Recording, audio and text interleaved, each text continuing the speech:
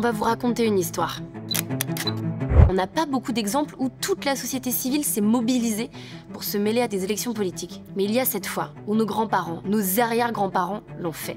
C'était face au fascisme en 1936. Et ça a donné ça.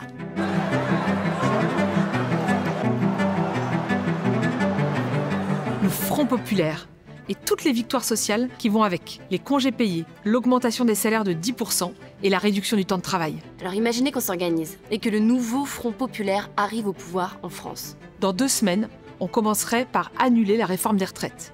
On réouvrirait des lits d'hôpitaux, on augmenterait le SMIC, on aurait un revenu de base pour les étudiants et on gèlerait le prix des loyers. Nos agriculteurs auraient enfin les moyens pour transformer leur modèle agricole et puis pour vivre mieux. On pourrait peut-être une bonne fois pour toutes interdire les polluants éternels, y compris dans les poêles. Et même pourquoi pas faire de vraies aires marines protégées, sans surpêche. Alors oui, on sait, la gauche et ses candidats, ses candidates sont pas parfaits. Voire il y en a même parmi eux qui ont tenu des propos intolérables sur les violences sexuelles, sur l'antisémitisme et sur l'islamophobie. Et puis sur plein de sujets, comme sur l'écologie, il leur reste tant à faire. Ça tombe bien. Parce qu'on ne nous demande pas de choisir l'amour de notre vie, simplement de prendre le bus avec eux, c'est-à-dire de nous amener le plus proche possible de là où on veut amener nos idées. C'est pragmatique. Le 30 juin et le 7 juillet, quand ils auront gagné, on sera dans la rue. Et on leur rappellera que s'ils ont gagné, c'est aussi grâce à nous et qu'ils peuvent pas nous décevoir. Quand ils et elles seront élus, on continuera de se battre pour la justice sociale et pour l'écologie avec intransigeance. En revanche, si le RN passe, ce sera ni plus ni moins qu'une catastrophe écologique et sociale.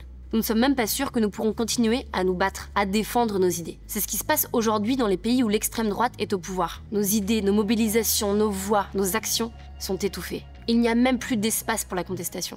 Franchement, mieux vaut s'engueuler avec la gauche, même imparfaite, que se retrouver seul face au fascisme. Depuis une semaine, partout, des mobilisations ont lieu. Alors on prend simplement et modestement notre part aujourd'hui pour créer un endroit, notre endroit, dans lequel on s'organise. Pour répondre à la grande question de par où on commence, on a simplement demandé à notre ami Lou de nous créer un site pour rassembler toutes les idées qu'on avait de passage à l'action. Ces derniers jours, on a reçu plein de messages de gens qui voulaient agir et qui ne savaient pas comment. Alors, on a essayé de regrouper plein d'actions dans un outil, un site qui s'appelle « Cette fois, on gagne ». Concrètement, c'est une page où vous allez retrouver plein d'infos, notamment des actions, comme par exemple organiser un dîner pour convaincre vos potes d'aller voter, écrire une lettre à votre voisin ou à votre voisine, mais aussi participer à une diffusion de tracts dans votre ville pour montrer quel parti vote quoi, réellement, au-delà de leur communication. Bref, vous avez compris. On met le lien de ce site en description, alors venez. Et surtout maintenant, on attend vos idées. Le 30 juin et le 7 juillet, on doit choisir. Et ne pas voter, c'est aussi un choix. Ne les laissez pas décider pour vous.